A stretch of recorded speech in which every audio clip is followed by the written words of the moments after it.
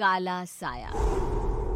यूं तो बनारस घाट अपनी खूबसूरती के लिए बहुत प्रचलित है, पर घाट के किनारे कई राज लिए बैठे हैं। ये कहानी शुरू होती है बनारस के घाट के पास बने ममता निवास से, जहां प्रिया लाल जोड़े में ममता के घर उसकी बहू बनकर आती है। आओ आओ बहू, घर को अपने पैरों से पवित्र करो। ममता घर की दहलीज पार कर ही रही होती है कि अचानक एक बहुत गंदी सी बास पूरे घर में फैल जाती है।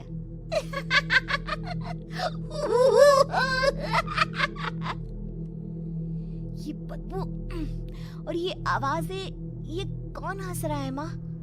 अब ये पड़ोसी ना हमारे थोड़े अलग से है। कहाँ हम शाकाहारी और ये मांस मच्छी खाने वाले। छोड़, तू ध्यान मत दे और गृह प्रवेश कर। और हाँ बहू, अपनी सास की एक बात हमेशा याद रखना, इन पड़ोसियों से तो कभी बात नहीं करेगी। अच्छे लोग नहीं है ये। अपनी सास की ये बात मानेगी ना बेटा? हाँ माँ, जो आपकी मर्जी, मैं उनसे बात नहीं करूंगी। अगले दिन प्रिया अपनी पहली रसोई बनाने रसोई घर में जाती है। ये छोकी बात तो नाक में जा रही है। एक काम करती हूँ, खिड़की खोल देती हूँ। प्रिया खिड़की खोलने जाती है। इतने जाले, लगता है इस खिड़की को कभी खोला ही नहीं गया। पर ऐसा क्यों?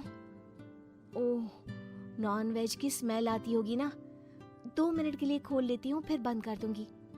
प्रिया खिड़की खोलती है। खिड़की खोलते ही उसकी नजर सामने वाले घर की खिड़की पर पड़ती है, जहाँ एक लड़की खड़ी होती है। हाथों में मेहंदी, लाल रंग की साड़ी, बिल्कुल सजी धजी, मानो प्रिया की तरह ही वो भी नई नवेली बहू हो। वो प्रिया को देखकर मुस्कुराती है। हे भगवान, माँ ने तो इनसे बात करने को मना किया था। प्रिया फौरन ही खिड़की बंद कर देती है और तवे पर चढ़े रोटी की ओर देखने लगती है, पर वहाँ रोटी न होकर मछली पड़ी होती है। ये क्या? पहली ही रसोई में इतनी बड़ी गलती। हे भगवान, अब मैं क्या करूं? प्रिया बहुत डर जाती है और फौरन रसोई की सफाई करने और फिर सभी के लिए खाना बनाने लग जाती है। जब वो सबको खाना परोसती है, सब तो ठीक है, मैं बेकार में चिंता कर रही थी। हे भगवान, ऐसे ही बस अपनी कृपा बनाए रखना। रात के वक्त जब सब सो रहे होते हैं, तब प्रिया को पायल की आवाज सुनाई देती है, जिससे उसकी आंख खुल जाती है। ये पायल की आवाज कहाँ से आ रही है? प्रिया उठकर उस आवाज के पीछे छत की सीढ़ियों तक जाती है। तभी उसे बच्चे के रोने की आवाज आती है। प्रिया छत पर जाती है तो क्या देखती है? वही लाल साड़ी वाली लड़की अपनी गोद में एक नवजात बच्चे को घुमा घुमा कर सुला रही है। तभी प्रिया की नजर उसके पेट पर पड़ती है। ओह गॉड, ये तो प्रेग्नेंट भी है। सुनिए, बच्चा सो नहीं रहा है क्या? मैं कुछ मदद करूं? नहीं नहीं, आपके घर वालों को अच्छा नहीं लगेगा, मैं संभाल लूंगी।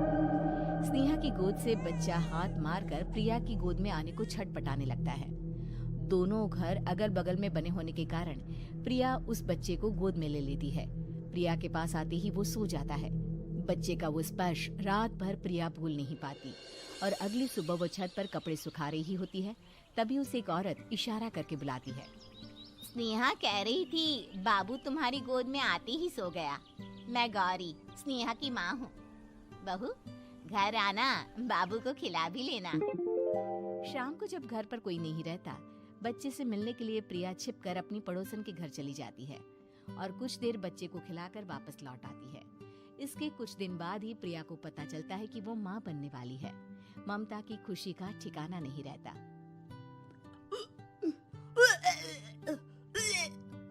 माँ जी, पता नहीं क्यों उल्टी आ रही है।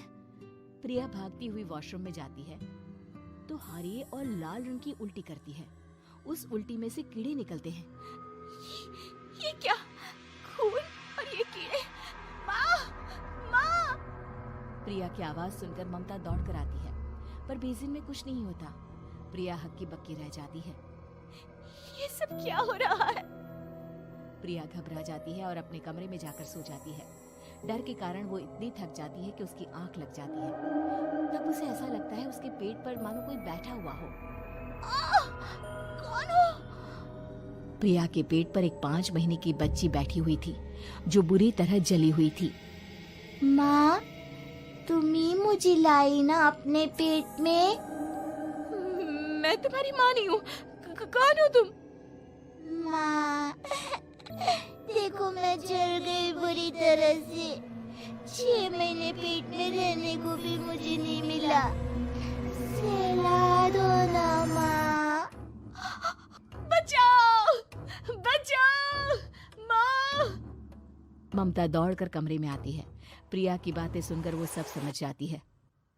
तू कहीं बगल वाले घर में तो नहीं जाकर आई ना बहू? मुझे माफ कर दो, मैं गई थी माँ।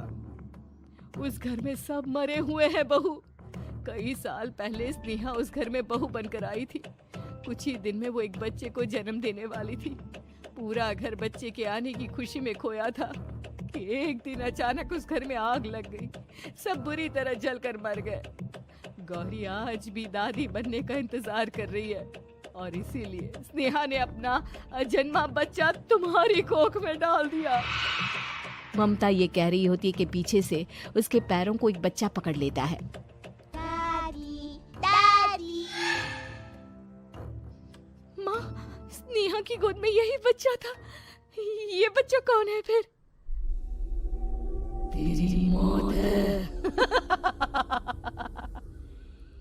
तेरी भी दादी।